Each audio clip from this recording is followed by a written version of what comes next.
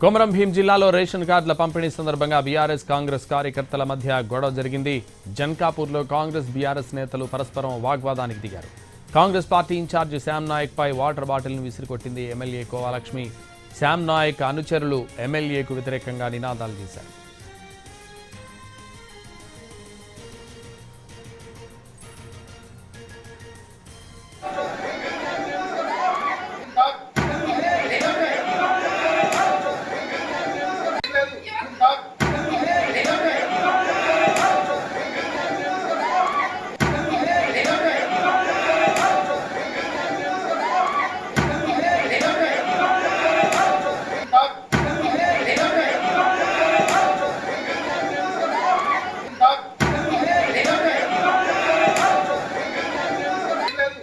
కొమరం భీం జిల్లాలో రేషన్ కార్డుల పంపిణీ సందర్భంగా బీఆర్ఎస్ కాంగ్రెస్ కార్యకర్తల మధ్య గొడవ జరిగింది. జన్కాపూర్లో కాంగ్రెస్ బీఆర్ఎస్ నేతలు పరస్పరం వాగ్వాదానికి దిగారు. కాంగ్రెస్ పార్టీ ఇన్ఛార్జి శ్యామ్ నాయక్ పై వాటర్ బాటిల్ను విసిరికొట్టింది ఎమ్మెల్యే కోవాలక్ష్మి. ఇదే విషయానికి సంబంధించి మరింత సమాచారం మా ప్రతినిధి సారంగపాణి ఫోన్ లైన్లో అందిస్తారు. సారంగపాణి.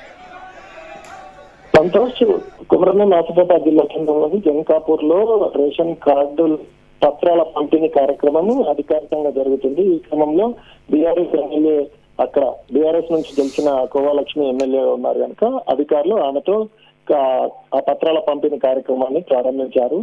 పత్రాల పంపిణీ కార్యక్రమంలో కోవాలక్ష్మి మాట్లాడుతుండగా కాంగ్రెస్ నేత నియోజకవర్గ ఇన్ఛార్జి శ్యామ్ నాయక్ అక్కడికి వెళ్లారు. ఈ క్రమంలోనే ఆమె రాజకీయాలు మాట్లాడుతుందంటూ శ్యామ్ నాయక్ అనుచరులు ఆమెతో వాగ్వాదానికి దిగారు. అయితే ఇది అధికారిక కార్యక్రమం, ఇందులో రాజకీయాలు మాట్లాడ శ్యామ్ నాయక్ ఆమె నిలదీశాడు. ఈ క్రమంలోనే మాట మెరుగుపోయింది. గతంలో రేషన్ కార్డు దొడ్డు బియ్యం ఇచ్చారు, రేషన్ కార్డు కింద ఇప్పుడు సన్న బియ్యం ఇస్తున్నారంటూ ఆ విషయాన్ని చెప్పాలంటూ శ్యామ్ నాయక్ అడ్డు తగిలారు. అయితే ప్రభుత్వం ఏదైతే కాంగ్రెస్ పార్టీ ఇచ్చిన హామీలలో భాగంగానే సన్నబియ్యం ఇస్తుందంటూ ఈమె మాట్లాడుతున్న క్రమంలోనే శ్యామ్ నాయక్ అడ్డు తగలడం, ఈ క్రమంలో మాట పెరిగిపోయింది.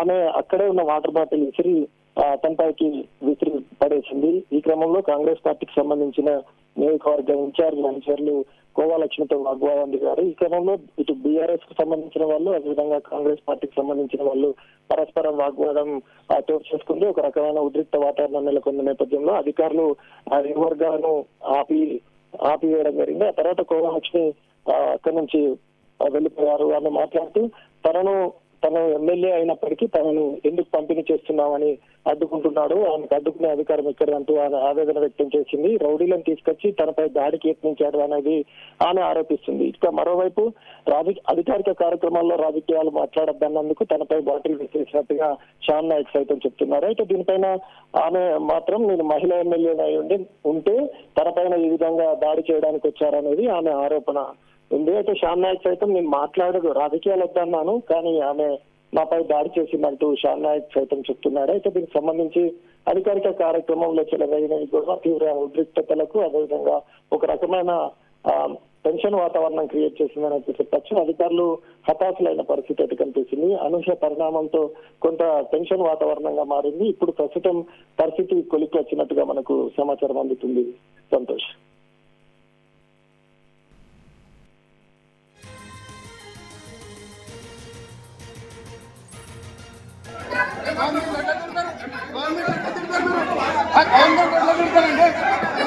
రాజకీయం బయట మాట్లాడండి, ఇక్కడ వద్దు. ఇది గవర్నమెంట్ ప్రోగ్రామ్.